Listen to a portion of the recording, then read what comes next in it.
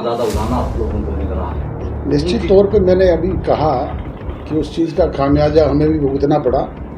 भाजपा की जो किसान विरोधी नीति थी और आपके यहाँ से जो जयप्रकाश हैं जो हिसार से चुन करके आए हैं, उस जैसे लोगों को भी दोबारा अवसर दे दिया लोगों ने। राजनीति में सबसे झूठा और मक्कार आदमी अगर किसी को कहा जाए तो वो है, सबसे झूठा और मक्कार आदमी अगर किसी को कहा जाए तो वो है। नहीं, जयप्रकाश को तो मैं उंगली पकड़ के राजनीति में लेकर के आया था। पहली बार मैं दी तो चौटाला साहब ने पूछा भाई ये व्यवस्था कौन कर रहा था, मैं को दी ये जयप्रकाश है। तब पहली बार इंट्रोड्यूस करवाया था उनसे और हमारा वहाँ पे ठिकाना था। वही कह रहा हूँ, ड्राइवरी नहीं, ड्राइवरी तो बाद में कोई उनके जब ट्रैक्टर आए तब सीखी होगी। उस टाइम तो पशु निर्णय का काम करते थे। मैंने तो ऐसी कोई स्पीच सुनी नहीं। दो मुआ सांप तो है ही। तो चाहे वो लोकदल का समय था, चाहे इनेलो का था, चाहे हमारा समय हो, इस इलाके के लोगों ने सदैव अपार स्नेह, समर्थन, प्यार और आशीर्वाद दिया। यहाँ से विधायक चुन करके हमारे पार्टी में जाते रहे और पुराने साथी हमारे हैं और जन नायक जनता पार्टी के तो संस्थापक सदस्यों में से एक है। तो ऐसे समर्पित साथी को ही आगे लेकर के आने का काम किया है। तो सभी साथी प्रीतम सिंह बढ़ के काम करें। टिकट मेरी नहीं है, आप सबकी। आप सबने डॉक्टर जय सिंह चौटाला जी से आग्रह किया, इसीलिए मेरे को आपने आशीर्वाद दिया और आगे देते रहेंगे। और मेरे से कोई गलत शब्द करा मैं माफी चाहता हूँ और मुझे जिताएं, मेरी जीत नहीं है। कैसे देखते हैं विधानसभा चुनाव में अपने दल को, अपनी भावी पीढ़ी को? ये तो प्रदेश की जागरूक जनता ने, यहाँ के मतदाताओं ने तय करना है कि किसे चंडीगढ़ भेजना है और किसे घर भेजना है। हमारा जो काम है वो हम कर रहे हैं। निरंतर जनसंपर्क अभियान के तहत लोगों से संपर्क कर रहे हैं, उनको बता रहे हैं पार्टी की नीति, कार्यक्रम, प्रोग्राम जो हमने किया है वो, और जो आगे करने जा रहे हैं वो भी कल घोषणा पत्र के जरिए लोगों को समझ सकते हैं। डॉक्टर अजय चौटाला जी के पास लंबा तजुर्बा है। उन्होंने अपने दादाजी की राजनीति देखी, फिर पिताश्री को यहाँ राज करते हुए देखा, बेटे को भी उन्होंने यहाँ देखा। क्या राजनीति के जो पैरामीटर हैं, व्यवस्था है, वहाँ बदलाव है नेताओं की कार्यप्रणाली में? वोटर कैसे सोचता है?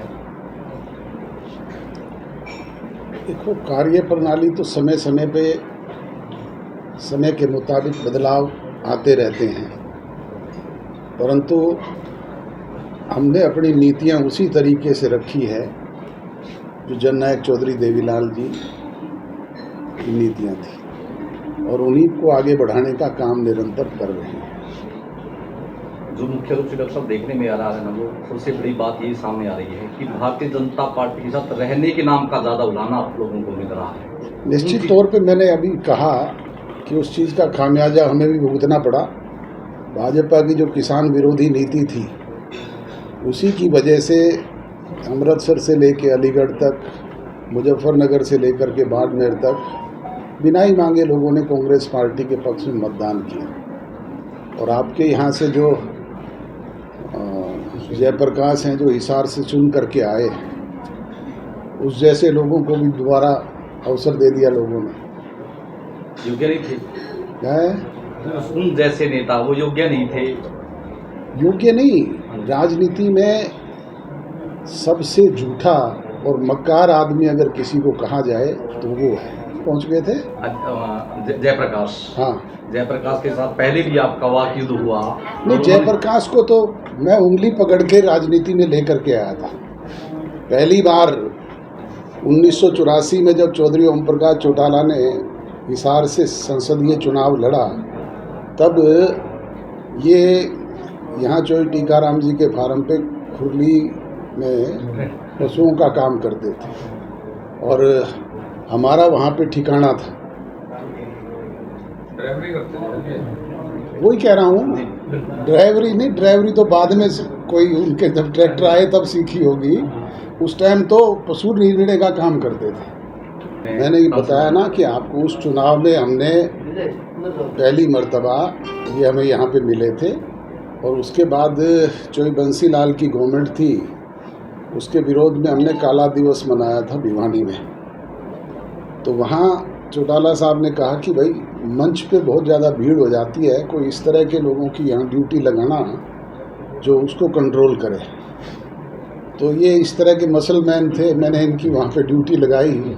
उस दिन मंच से इसने संपत सिंह को भी नीचे फेंक दिया था, पर मंच पे मतलब भीड़ नहीं होने दी। तो चौटाला साहब ने पूछा भाई ये व्यवस्था कौन कर रहा था, मैं को ये जयप्रकाश है।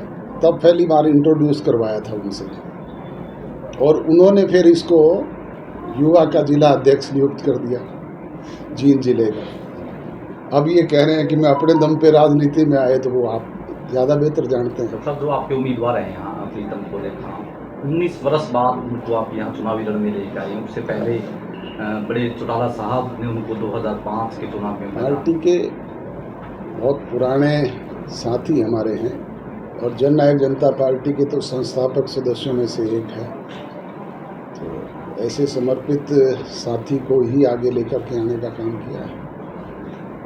धर्मपत्नी का एक स्पीच का भी वायरल हो रहा है कि काले मुंह जैसा और झूठे की तरह बिक गए अनुत्थानक। अब वो तो वहाँ की जागरूक जनता रोजाना उसको जवाब दे रही है।